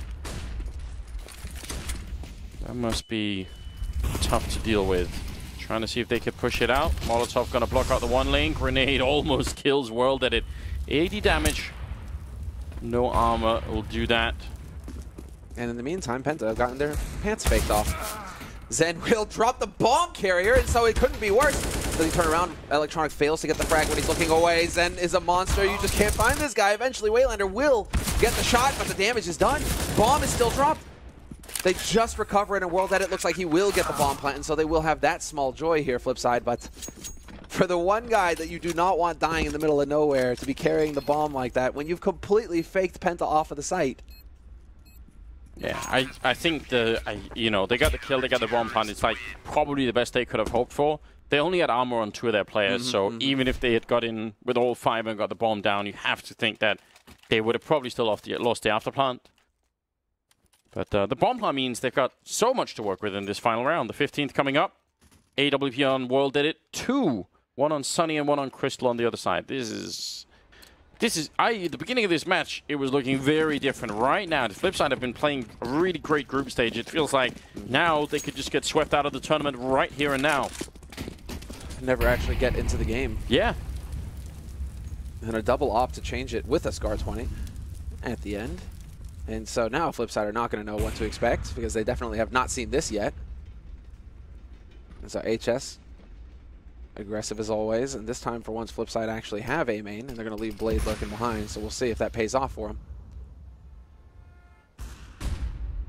Innocent waiting down by Ivy. Put along your trust here on Sen, who's got the auto sniper as well. I missed that for a moment. So, yeah, he can cover the B-bomb side quite a bit. At least certainly cover upper if they try and smoke and sort of run out that probably won't work well against the auto sniper. Well, did it. Can he put the AWP into play? Find the opening kill. Flipside have just been so hard counted in this first half. We've been talking a lot about how badly people are playing on CT side lately. Not Penta. No, they have definitely shown what they're capable of here. They're making a statement. Now they continue to stay alive. There are no entries here for Flipside, so they eventually just have to go. Decide, right, well, we need to actually get onto this side at some point, even if we don't find a kill. Crystal's got this angle with the AWP as well. This could get nasty. Yep, Markelov is gone. Trying to guess it, but complete off angle. Can't get shut down from main either. Sunny creeping in with the AK. Waylander finally gets one return kill, and World Dead will pick up HS, so a little bit going their way. Sunny caught sleeping for the moment. Electronic with the kill, and World Dead it to pick up Innocent, so a glimmer of hope here. Sen, the last one left with the auto sniper, and he's going to go down to Electronic, swapping out the weapons in the middle of that fight. 11-4 for the first half here. A remarkable job done by Penta. Sen ending up at, what, 22 kills in one half? My God. It's unbelievable. Yeah, this is quite the performance from him with the quad round as well. Just throw him in for spice. Looks like these guys aren't wasting much time either. We're waiting on one last player here to confirm the second half launch. What are we going to see out of Penta or out of Flipside? Molotov picked up on Waylander. That's kind of interesting. On the CT side, don't always see that. No, because it might eliminate the option for a kit here unless Blade decides to go for it. Or Markelov. You have to think that he's going to want to get that kit because that bomb in the B bomb side is usually likely. Yeah. Yeah, there it is. But no smoke. Kit. I like it. No smoke though. Yeah, you're right. No smoke, and there is a Molotov on Crystal. Well, it looks like Penta are at least making a bit of noise here in main. HS happily strafing back and forth. Everything is on the line here of your Flipside. This round, you have to win. They can, of course, get the reverse sweep here. It's perfectly possible. They've got some great players to lock down huge parts of this map. And I mean, if you can get the AWP on World Dead, if you can get Electronic up and running, then still got a shot at making the comeback. But it has to start with a pistol. I like this discipline from Penta, at least at the beginning here, just waiting. If Flipside were going to try and go for a big play, go for the aggression, it would be uncharacteristic, but... What are the odds that Waylander can just put down the Molotov perfect timing as the bomb is being planted in B? He's in the right position for it. That'd be very interesting. Let's see if we can get a camera shot of that. Down to 55 seconds. They're not going to be able to stop the bomb from going down, but they can certainly try and see if they could do a lot of damage. There's the Molotov coming out, I believe, from Waylander. And it does land right on top of Sen. No, actually, he could get the bomb down. Unbelievable. It missed by a couple of pixels. That's... Oh my God, that's actually almost unreal. And now Sunny going to get the headshot on World Dead. If that Molotov had been a couple of inches to the left, maybe that would have been it. Markelov gets one headshot on Sunny. Waylander as well trying to help out. Blade goes down, and now it's all on Markelov. He's going to try again and taking down HS. And now he's out of bullets, reloading in the face of Sen. He goes down. Penta, 12-4, winning the pistol on the second half. Oh man, that... Sometimes, Sanders... Yeah, it spreads to him after as he finishes planting. He takes some damage from it. Don't show us the replay of that because Flipside fans are not going to want to see what just happened. That is so close. It's hard to say. It's hard to just like analyze that just because. I mean, after that, it comes down to the retake and hitting shots from Flipside, right? Because of course, Penta they immediately push behind their smoke towards connector. They do everything right, and so it's so difficult for Flipside to get the retake going there. It is, but like the whole round for Flipside is orchestrated around that Molotov stopping the plants. And then all those people who would have pushed up would have been like, yeah, we're pushed up, but where's the bomb plant, guys? You know, like it would have been really, really awkward for Penta. That's unbelievable. Small margins. 12-4, 17th round here. And Flipside have gone for armor and pistols, so they're pretty deeply invested into this round. Quick feet there on Electronic to dodge a bit of that nade damage. They're rotating over towards that B side. 1 minute left in this round here for Penta, and they have still got the nades necessary. Actually, they're light. They don't have a smoke. So they're really going to have to count on these AKs doing some work for them. Not really the setup for Flipside, however, right now. Was that close enough to hear? Pretty sure it was. I think Waylander, he heard that audio information, and so we see the rotation come through from Markelov. World Edit starting to rotate over as well. Blade, that one gun drop, they screwed it up, and that could cost them. Penta, you had it all to yourself here. Now, Flipside, they're in position to deal with this push. Waylander going to pick up the first one, second as well, third! Oh my god, Waylander! 4 kills just like that with a single pistol. They definitely messed that up, and now Crystal coming down the ramp in a 1 versus 3. Waylander going for the clutch. The ace here as well, gonna get the spray in. Oh, wow. 5 kills just like that. One of the best aces I think we've seen so far in the group stage here. I can't believe it. They didn't fully check the corners. Well, they didn't use quite enough grenades either. There you go, Anders. You know, they did the pistol round. The luck went to Penta. Yeah. This time around, it's Flipside. Just dropping 1 gun. That's all it took. It's all right, Waylander. You can celebrate more now. That was all you. That is true, though. You know, it's just like you seem to see him really show a lot of frustration much more often than like, oh yeah, I really did something great, guys. You know, a lot of shouting. Not so much. Waylander, it's all right. You get an ace. You're good. Let's see now what they've got in store for us here. The flash is ready, and it's just going to be the cascade off of upper straight onto the B site. They're looking to get that bomb plant. Markelov is in position to pin them to the wall like butterflies, and we'll see if he does. Yep, sure enough. Waylander continuing as well, getting a little bit. Crystal not going to get the bomb plant. That's a great push. That's very important then. Worth it. The big question here is, I mean, it's almost too good to be true, but what if that ace sparks the comeback for Flipside? Like, Penta will never forgive themselves. Absolutely not. They're definitely going to be frustrated with the fact that they have to go for another round of eco here. Had they got the bomb plant, looking at a different story. But now, Penta, it's more pistols and another chance. The timeout has been voted in, however. So I'm curious to see who actually went for it here. It's the 4th timeout for Flipside. 4th timeout for Flipside. That's big. From Blade as well. Now, this early on in the second half for Flipside to call it for the tactical timeout? He just wants them to make sure that they don't lose to the Deagles and Tech 9s in the next round. Wants to make sure that they don't mess anything. Everyone's got their heart rates back down again. Surely it has to be that kind of play. Popularized a bit by Astralis. Trying to calm it down after a big round. 12-6. And I don't even know how this is going to play out. Such a great half for Penta. Great start to the second half as well, and then disaster strikes. Let's see if they can recover.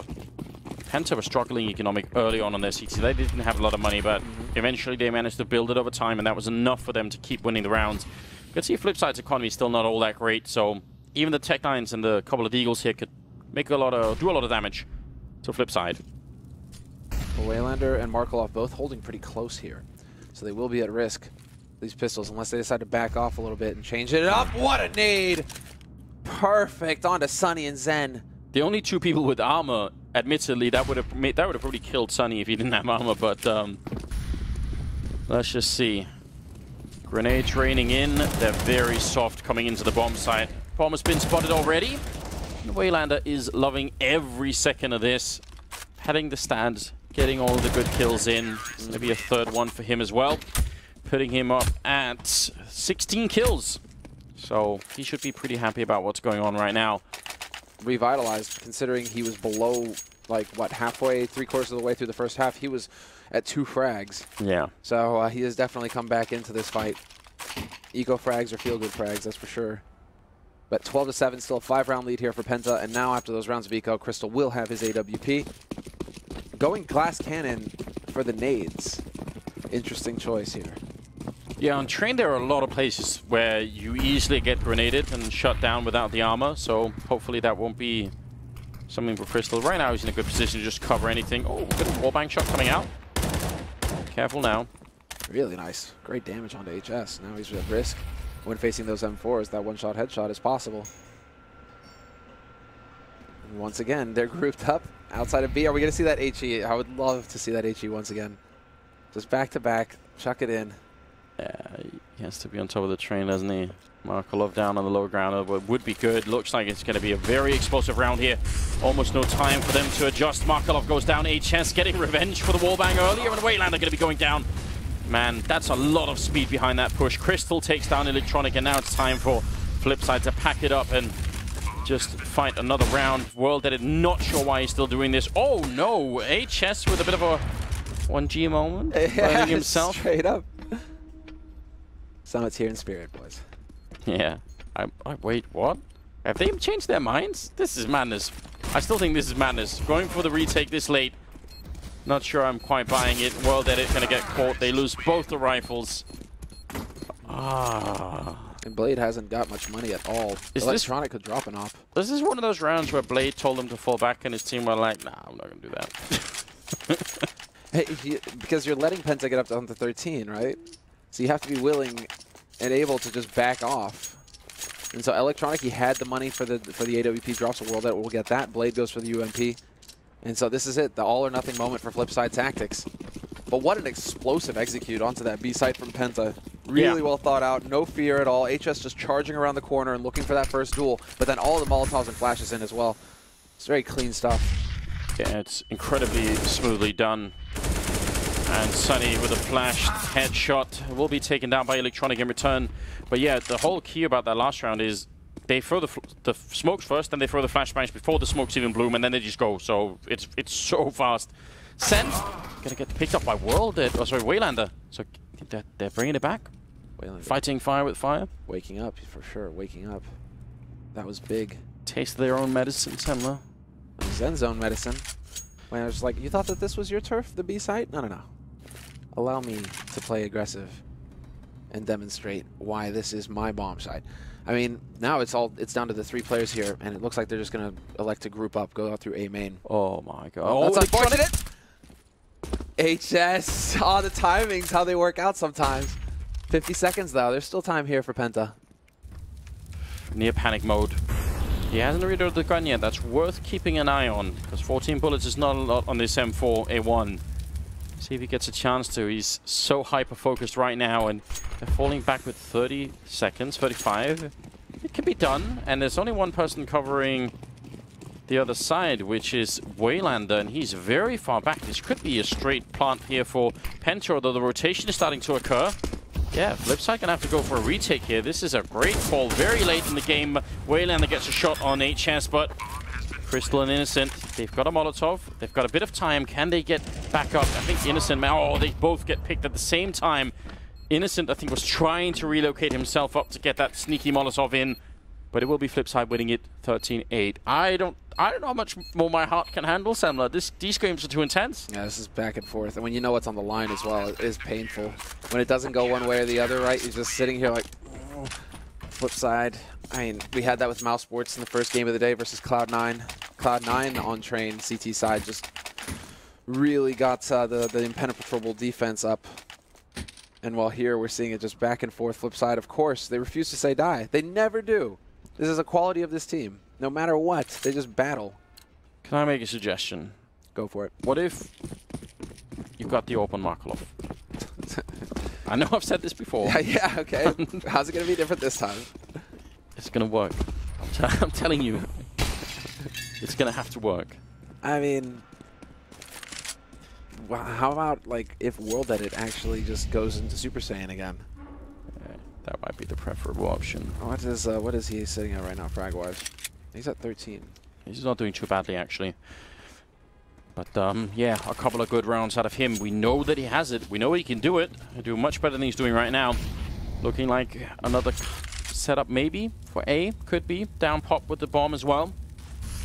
Sen setting up for a smoke that's going to land on the right-hand side of the bomb carriage. And there comes the other one from the other side. Creating the wall that we all love to see. Electronic, though, is on top of it. Guarding it for the moment. The bomb is going down right in front. And a lot of grenades. You're not able to deny it, so great job on Penta. Well done. Yeah. This is I mean, out of an eco round, this is excellent for them. Bomb is planted and ticking. Sunny with that AK finds one kill. Nearly the second as well. World Edit had a chance.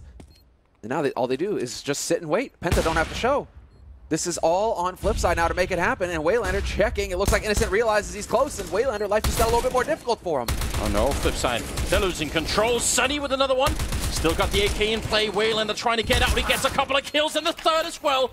Oh my god, Waylander. Someone's going to have to buy him a lot of drinks if they make it through this one. 13-9. How does he make it in with all those kills? Sunny almost stole that entire round from them. What a lethal player. He's been sort of sneaking under the radar a bit here. He's actually been performing incredibly well in this game. It's just that it's not the flashiest kills that he's getting, so we're not noticing them quite as much, but... Oh my god, this game, 13-9 now. This stuff from Waylander here, look at that adjustment. Oh my god, that's quick. That's sick.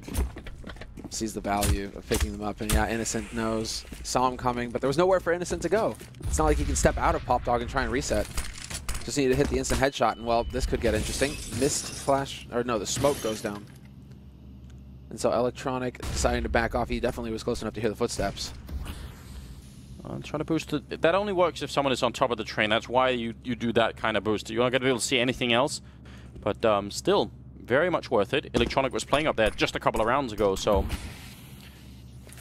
Smoked and re-smoked, and we're down to 1 minute and 15 seconds. Penta, where are the rounds going to come from here? They've been very scattered. Their economy is definitely suffering hard because of it. They've used all their money in this round, so if they lose it, they're back to ecoing, and Flipside get up to 11 rounds. Same could be said for Flipside, though. They're tapped. Yes, indeed. This is going to be a key one. Fake. Smoke's going down. Are they going to commit to this, though, or not? Flipside. They've got 3 players on A. Now it's on Waylander to start things off, and Waylander, double headshot. Markaloff watching upper, snuffs Sunny. And it's Innocent and HS just like that. The last 2 alive here for Penta. Flipside, they hardly took any damage at all.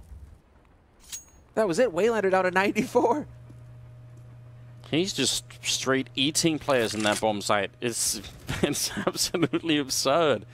How is he playing so well right now? World Edit taking down Innocent. We started off this match talking about our sort of, I think it, justifiable concern that he's a very emotional player and that, he's maybe that emotion could bring him down if it's too much, but he seems to have sort of turned it around and channeled it into something quite useful instead, which is ridiculously, like 24 kills is what he's up to now? Yeah. It is unbelievable. Yeah, after such a slow start as well. He will get revenge in the end. Good job. Going down after the time has run out. Just no. And the facepalm from Waylander. It's just like Waylander cam. It's like Nico cam back in the day. We just need to have a Waylander cam. Yeah. We probably should do that. Get someone like a compilation. All the faces of Waylander throughout everything. The qualifier and this. Well, that was such an important round for Flipside to win. Losing Waylander definitely hurts. I mean, again, they were light on the cash, but this buys them another chance. They saved the AK. How much can HS do with it? This is one of those maps. I mean, we sort of saw that earlier when Cloud9 were playing as well. That you can sort of rush out. Chris did it a number of rounds. Charge into the A yard and just look for kills. So if HS is up to it, give him the go. Cover him with grenades. Let him be the entry point, the tip of the spearhead, and then try and see what happens. And well, he's leading the charge at the moment, so maybe that is what we'll see. I like this star, but well, he's going to get shut down. Grenade and AWP waiting. They probably needed some of those flashbangs a bit earlier. Yeah, there's running with the nade out in your hand doesn't really work, and well, it's looking like a flawless hold here. Well, Innocent's got an AK, so you can still get that one tap. And yep, there it is. Well, that was more of a burst, but he does find the headshot on Blade. Spots the man on train, and he's not going to hit it. Electronic with the pre-fire. Drops him, and it's going to be 13-11 Flipside into the double digits now. 2 rounds away from tying this up, and they are on the CT side. And well, this is just fine if you're Blade. Waylander and Blade taking a hit, but the 3 others actually generating some bank. Just worth pointing out as well, Flipside don't have any more timeouts to call. They've already used all of them. So this has to work from here on out. Like, they can't make any more, or they can make adjustments, but they can't do the timeout to talk about it, which is important. They can't cool the team down. If something starts to go wrong, it's going to go wrong all the way. So Penta 3 more rounds is what they need to knock Flipside out of this. They've done all the work. They've done so much work in the first half. You think it's just at the edge, but they can't find the opening in the second half, and maybe a bit of a run boost to try and dodge anyone waiting, which, well, that it is. Can he get the shot if they jog across? All right. Spotted him. Yeah. That's a smoke that's gone very early on. Waylander would have loved to, or World Edit rather, would have loved to hold on to that a bit longer, but instead, the alley smoke has been forced, and so that's some information to work with there for Penta. And now, Sunny, they have to wonder, you know, is that guy going to stay over there once the smoke goes down, or are they going to rotate off? Very little info to work with. Electronic, though. Super aggressive in pop. Yeah, a bit scary. I'm not sure why he's covering main quite that much. His teammates should be doing that so that he doesn't get caught off guard at any point. Flash down from Innocent, but just trying to lure Electronic back in, I believe, and he's still going to lose the fight. Blade here to cover it up. Now 40 seconds left. The bomb is making its way out onto the site. Sen, we haven't seen so much out of him in the second half, but he's going to pick up a kill there. Gets shut down from Electronic, who finds the second kill of the round. Now it's 4 versus 3, and just 30 seconds left. And World Edit, he's weirdly out of the open, but they can't get to him in time. He's going to get the kill on Sunny instead, looking for a second. This is crumbling at the moment. Finally, Crystal gets a kill, and a second with the UMP, and a third one coming in from HS. Flipside, how are they losing this round? There's the spray coming in. Electronic closing it out with a quad kill. I'm not going to try and analyze this. I'm just going to accept the fact that that happened and move on to the next round. It's all good. Don't worry about it. Just don't even worry about it. Nothing is making sense any longer. It was just an emotional roller coaster, man. As soon as World Edit gets the first kill on Ivy, the round is over for Penta. Like, there's nothing more that they need to do. All Flipside have to do is say, well, there's almost no time. They have to get the bomb on A. We've got 4 people alive, so let's just wait until they try and put the bomb down and win the round. No problem. But... wow, catching Zen as well. And then this spray to end it with, like, please, please. Yes. So my close. thoughts exactly. So close. But they do, because of the bomb plant, have money to keep the pressure up here, Penta. They're starting to lose enough rounds in a row where that loss bonus is getting big. But they still have to figure out a way to actually break through here. I'm sure that they felt like they had that round won. 2 versus 1 in the end, bomb planted and ticking, and yet still they aren't able to make it happen. 13-12. They saved the AWP for World Edit as well. That round is just... it's just chaos again. But Electronic, this time he emerges victorious. It's such an absurd round that I have to giggle a little bit. It's too much for me to handle. I can't handle it any longer. 13-12. 26th round is about to commence here. Flashbang, horrible pop flash in every single way. Yep. Not pretty. The thing is, though, that Blade is now going to be over here to set up a crossfire. World Edit has been boosted in connector, and there you go. Sure enough, he catches Crystal easily enough. Now the push begins, however, and they're just going to slade Electronic with 2. He continues his reign of terror. Blade is there as well.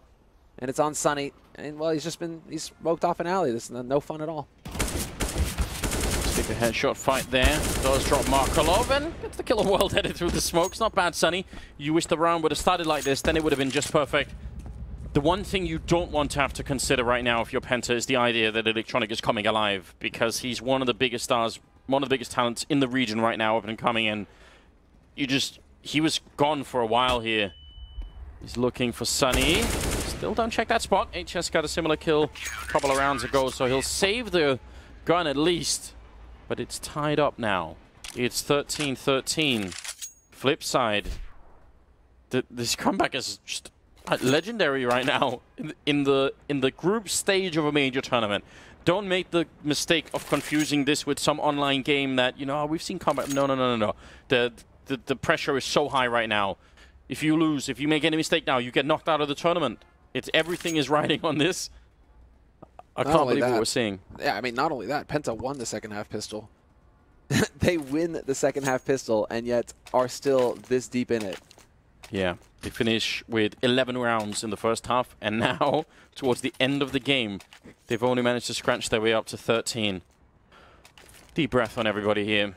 Deep breath. Yeah, and I'm pretty sure that's what Crystal's got to be telling his mates as well. You know, like, focus up. This is something that we can do. We're going to go for the half buy here. I like it. Great nade count. I have to point this out. They've made this comeback with Blade dropping 5 kills in the whole game. Yeah. How does that work? I mean, I think the key here is Waylander. Because if it continued being Waylander, also having an off game, then Penta are winning this. But Waylander has just saved them so many times now. We had teams in 1.6 that had incredible tactical leaders and then just superstars to rain them out. People said that style was dead in Global Offensive. People said that can't come back. Now it's all about having almost all stars, and you need everyone to be able to frag and everything. I mean, Blade is making a case that, no, I'll just command these troops and they're quite good and that'll be enough. Now the flashbangs are in. Waylander again on the B-bomb side. A rock. Can they finally break him? He gets the 3rd headshot as well, taking down Sunny. And it's all falling to pieces. Electronic with 1, and the final kill here on Crystal just a couple of seconds away. He's out of bullets and he's going to go down to World Dead. That's 14-13. Flipside finally take the round lead. They're 2 rounds away from making a legendary comeback here and knocking Penta out of the tournament. What on earth? They need to start really clearing spools. Like, I can't believe that Waylander just keeps sitting behind coils and getting double sprays every single time. Penta, they're neglecting to shut that position down or at least keep an eye on it. And so that's really costing them here. 13-14. Flipside now in the lead. Still not much bank to speak of, but we're getting down to that point now where this is just gonna be about the rounds. Crystal's got his AWP though, and it's looking like they might head back over towards that B site, and we'll see. For Penta, is it going to be successful? Because Waylander continues to lurk here, and he has changed up his position as well, Waylander. He's a bit more drawn back, but he's got the backup of Markolov over there as well. They have 2 Molotovs, so they can cause a lot of damage to Penta if they try and get in to get the bomb down and forget about the smoke. Great flash combination. Now they're on the bomb site. Long range, a little bit of tapping going on. Waylander got to be very careful, and that grenade would have got maybe a double, but instead they take him down. Sunny has fallen. The bomb has been planted in a very strange spot there. That could be a problem later on. Were they not able to plant it? Yeah, they've got to communicate that. You're right. 4 on 4 now. This is all going to be key here because World Edit, they weren't able to push aggressive for connector here, Penta. A lot is riding on HS, who's holding close. He needs to win the duel versus Markolov as soon as the chance is there. And Markolov is going to drop right behind him. I'm not sure if Markolov spotted him, and HS should be able to pick up a kill for free, but he's now at a 1v3, and he's getting shot in the back. World Edit finds the headshot with the P250, and yet another round goes the way of Flipside. They're on match point. They've got 2 of them. This game is so wild. I just can't believe it. Sen has got just, what, 27 kills? Is it more than that? Did he get 1 in that round? It's just out of control. Waylander on 26, Electronic on 25, and Markolov is up there as well. It's all over the place. Flipside only getting 4 rounds in the first half, and now they're 1 round away from knocking Penta out, putting an end to that saga that's been just going on for such a long time. We knew it was going to be a heartbreaking day. We've been saying it again and again and again, and no matter who the victim is, you feel like they deserve a bit more. Well, I mean, is this like the 1.6 train all of a sudden again? You know, talking about 1.6 and in-game leaders. Yeah. This is 2 halves of just full CT lockdown. Sunny, though, with the punish on Electronic. A change-up from Flipside, flashing into A main, and that does not work. So man advantage here for Penta, and there is always a chance, Anders, that we take this to overtime. And then it gets real. Yes, there is. Oh, the timing is perfect. Blade is in so much trouble. He still picks up a kill. HS with a couple in his zone, and Markolov has got Innocent. It's still a 2-on-3. The bomb is actually dropped all the way along the side of the wall. Markolov with 1. A lot of damage goes for the spray. And there comes Waylander taking down HS. Oh, no. They had the lead. And now it's on Crystal. 1 versus 2. He's got plenty of time here, but suddenly Markolov showing up to play. And Crystal, how deep is he going to go with the mind game? He's just going to go for the plan. He realizes, listen, I don't know where they are anymore. I'm just going to try for it. And he's successful in the first point here. 1 versus 2 clutch to try and see if he can bring it a step closer to overtime. He's fallen quite far back. They only have, well, they have a smoke and a Molotov. Oh my God, that's bad. Yeah, if they know where, if they find out where he is, that could end it. Baiting a response, but bomb is no longer planted for him. But there's some information gained. Drops Waylander down to 22 HP. This is all about the spray now through the smoke because it's going to be blind, and he has to get the connect, and not quite there, just barely missing it. Flipside have accomplished an indomitable CT half here. They have gone through yet again, staying alive in the tournament, ending Penta's run. 16-13, the final score. Utterly shocking after a miserable first half with, let's be honest, just a grotesque mistake in the beginning when they lost the pistol round. Like, Flipside should have won the pistol in the first half. They had everything going there, and then that was like a landslide of disaster for Flipside into a terrible first half. And then this happens. They bring it back with Blade dropping 6 kills in 29 rounds. 6 kills, and they still win the game. I can't believe it. Penta, obviously, it's an incredible shame because they've been going at this for so long. You feel like they should have been able to make it further. I'm sure it won't be the last we see them because they're just such a cool team and the story is amazing, but not today. Just keep that in mind, right? They are still a very young team. When it comes to Flipside, the fact that it was this close and that Flipside had to work this hard should actually have you pretty worried about Penta, because Penta haven't had that amount of time to work together as a unit to refine these kind of clutch situations. It's so hard to practice, the 2v2s, the 3v3s, to make it so that it's instinct how you play with your teammates in those sorts of tight spots. And so, Flipside, a lot more practice there. Penta, it seems like there's so much potential with just a bit more time. They can become one of those crazy teams that just rolls through people and comes through in the clutch. Yeah, just imagine the added experience just from going through all of this on all the players. I mean, this is so wild.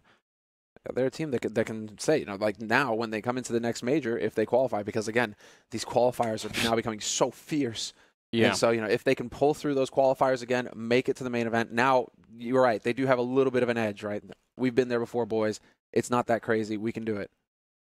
What a game this was. I think maybe people were looking at the list of games there and thinking, Penta Flipside, is that going to be so interesting? Well, yes. All the games today are just on edge, and it's not like it's only actually going to get better, it seems, throughout the day. I mean, the madness is here to stay. Yeah. I mean, at least we had this one, right, where it's not as painful as watching either Cloud9 or Mousesports go home, because both of those teams have just been fantastic. There is a bit of an out with Penta where it's just like, well, yes, okay, they were kind of expected. This was kind of an expected result.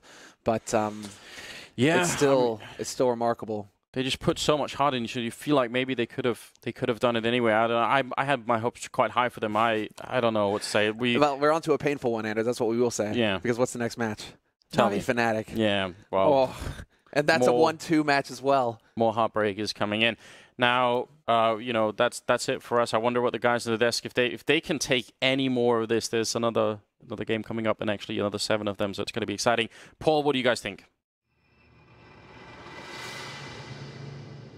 Yeah, I don't envy you guys either. And it's similar, having the opening 3 games of the day are all heartbreaking games for one team or the other. So really tough times for these teams at the major, and we have lost another one. It's in the form of the youngsters from Penta. They've had a fantastic run when you think about the qualifiers and the minor championship coming through the offline finals when they were stacked against them as well. They have at least made it to the major, and credit to them. But they are now out, and Flipside do stay alive. I guess almost predictable in the way that we thought that's how it would happen, but perhaps not how it happened.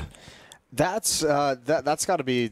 I mean, with all this conversation about heartbreak, right? If you're Penta going up 11-4 in the first half on your CT side, like outlasting Blade's prowess as a tactical leader and really shutting him down, you had to feel so good going into the next half and everything like that. But what a comeback! And I mean, it's crazy how the first half began, because you guys remember, that's right when catering got here, we all went and got some chicken. We go down to take a bite of chicken, and then all of a sudden, Flipside loses a pistol round in a 5-on-3 post plant at the inner bomb site. Never supposed to happen. The next round's a 3-on-1 for Penta, and they lose that somehow. And it's just like, what is even happening in this game? Back and forth, and that first half is marked by so many different clutch situations that could have gone either way, and that actually could have turned out to be a good half for Flipside if they had won maybe just one of those. If one of those situations early on had gone their way, it would have been great. But the second half, obviously, is all about Waylander getting them started on the right foot, that ace in the second round to really recover things. That would have almost been insurmountable if they hadn't been able to convert one of those force buys. And then he just continued his impact throughout the whole thing. And you just didn't expect to see it. We talked all about how Flipside was a terrorist team, that their CT sides were really, really struggling. Blade said it himself in some post-game interviews, and for them to come in on the CT side and just have an insurmountable defense, that's incredible.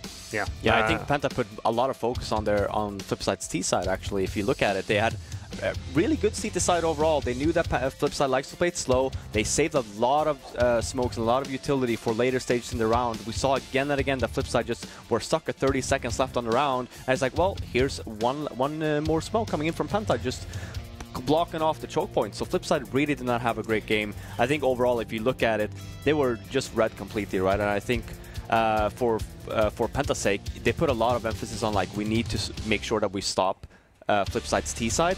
I think that maybe a little bit of time would have been also used to actually look into your T side, right? Because what Jason was saying in the beginning before we went live in this game is Penta likes to go B a lot, and Flipside were aware, and that's where Waylander was sitting, just waiting. And we did point that out, didn't we? That they can't keep using the same thing. You know, yeah, okay, it worked for 8 rounds in a row against Optic, but it got figured out. Yes, it worked again in the second match in the offline qualifier. Yes, it's worked here once already, but Blade's too smart for that. I mean, and on top of that, I just feel like it was mostly on Waylander, because on his T side, I think he ended on 4 kills on that whole T side. So and at the end of the game here, he ends on 28. So you just come to show, right, how much they went in there, because Waylander was just like 3 kills, an ace, 4 kill, same spot every single round as well. It's exactly the same spot. 2 points to that, Jason, is one, no coach here. And we mentioned that Nasu makes a big difference to this team, does help them out tremendously with things like that. And secondly, they still don't have a depth of strategies that they can go to after something doesn't work. Yeah, I think the bigger problem is, yes, all those things are factors, and obviously not having the coach here is a bit of a struggle, but I think the biggest thing is, I think they do have some of those tactics to fall back on, but they are all reliant on that inner hit working, right? Especially on a map like Train, you have to prove that the inner bomb site is a danger to be taken over when you're on the terrorist side. And if you have someone like Waylander, if a team has a great defense on that inner bomb site and shuts it down, and then all they have to do is worry about outside. There's no real fear of that inner hit coming in when Waylander's getting 3, 4, 5 kills every time you head that way. Then eventually you just start going back, and you know, just as a defender, you know that inner just isn't an option in their minds, just because you've been so dominant there. So there's no real platform for them to build that depth of tactics and kind of use it as a faking tool, as we've seen them do in the past. Let's bring Blade in. He's waiting patiently in the player area. Blade, good morning, or good afternoon as it is now.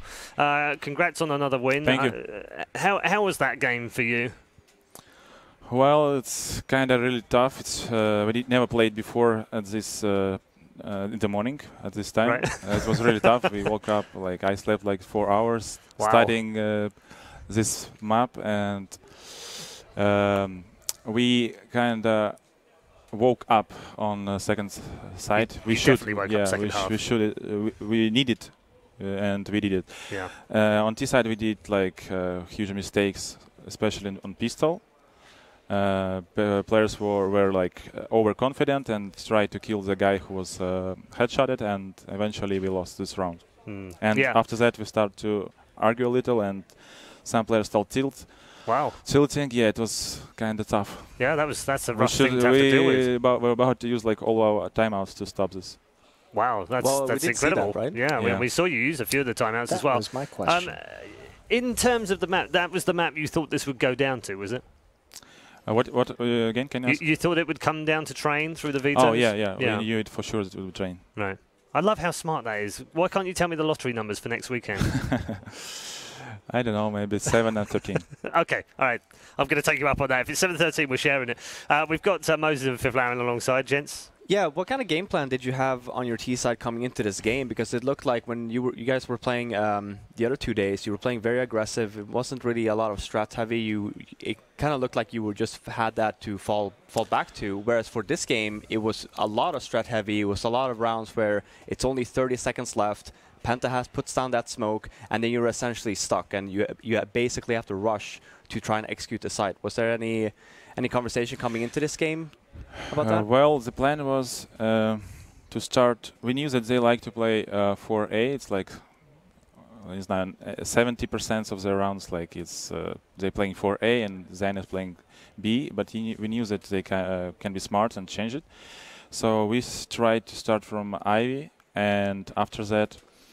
We wanted to start to abuse B side, but we had some problems with communication. Some were tilting, and we lost. I think 2 times we lost players at the beginning of the round, and we couldn't successfully finish our game tactic, our plan. That's why we were a little bit nervous and confusing about that, and that's why we used timeouts. But usually when we can't have not so much to plant the bomb, not so much time to plant the bomb, we usually either nervous or some players like died and we need to change this player to do it perfectly. So actually I think that if we wouldn't lose the pistol and wouldn't lose the eco round when they pushed teammate, I think we would successfully took our rounds and will be much confident on CT side. Can you talk a little bit about that confidence on the CT side? I know we had you on earlier in a win, and you had mentioned CT sides is like a big struggle for you guys. They haven't been that strong. You know, did you do anything specifically to change up the CT side to make it a little bit stronger? Was it just like a little bit of a motivational speech? Was there something tactically you changed on train for the defense? Well, basically motivation speech is always usual. It's like stop. Don't be nervous. Like we need to 3-4 rounds as much as possible. Then we can come back because the T side is too predictable. And I only afraid that they could add something new, something special. Like for example, they were pushing CT on CT. They were pushing teammate with flash above our teammate, and it was kind of exceptional. We didn't see it before.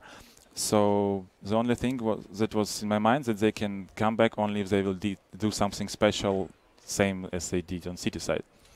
But eventually they did all predictable strats like B abuse and a lot of stuff like that.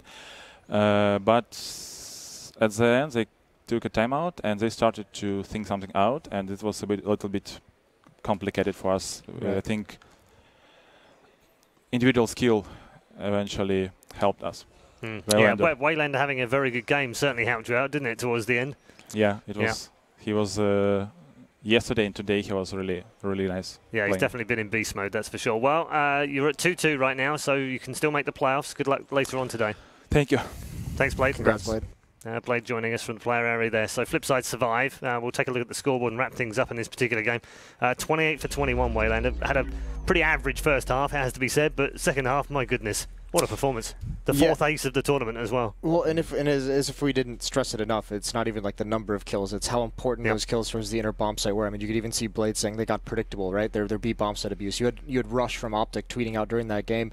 Everyone knows Penta is going to hit the inner bomb site very heavily. It's just a matter of stopping it. And Waylander stopping it is what, I mean, those kills have such a big impact on the entire overarching strategy of the game. Yeah, I mean, it was a fantastic performance. He was the MVP as well, which we'll show you in just a moment. Just finishing off, Robin, on Penta. They are a young side. They haven't been together all that long, just 4 months now. They've done well for what they've... in comparison to other teams, as you pointed out earlier on, we've not got MV here, we've got NIP in here. These guys have done well. They've got to take this now and use it as a platform, haven't they? Even coming to this tournament and not winning a single game like Vega, right? It's just, you still made it here. You still... Yep. I don't know how many teams in total that was trying to get into this major. Thousands. And yeah, exactly, thousands, right? And you're still here, so even if you go 0-3, heck, take that back with you. In the silver lining, you'll never feel it at the moment if you're one of these teams that got eliminated, but the fact that you have a spot in the next major qualifier, like guaranteed, that you don't have to go through the online process, that is so nice to have, that you're just directly to the LAN qualifier. Yeah. Yep, you've got to remember that. There is some bonuses in there for the teams as well. And we are going to wrap things up on this particular match. We've still got one more to go, however, in this do-or-die part of the day. All of these teams are 1 and 2. Cloud9 have survived to fight another time. So too have Flipside. The next two are on death row as well. It's Fnatic versus Na'Vi, and it's coming up next. Coming up next,